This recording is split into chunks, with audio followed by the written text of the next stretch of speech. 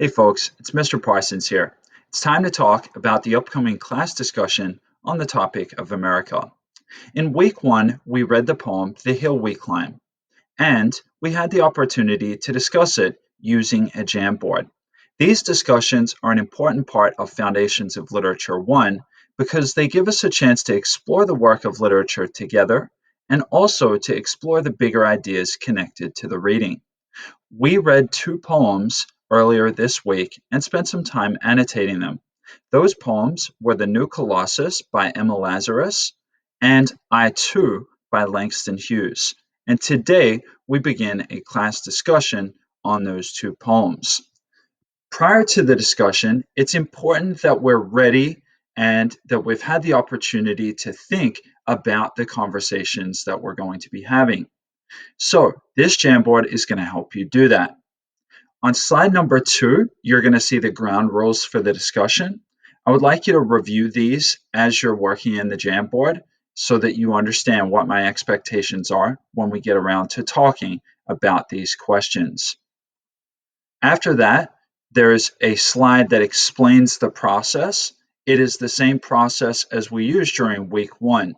There is a question on each slide, and your job is to contribute your thinking to each slide with a sticky note finished with your initials and the hour of your class.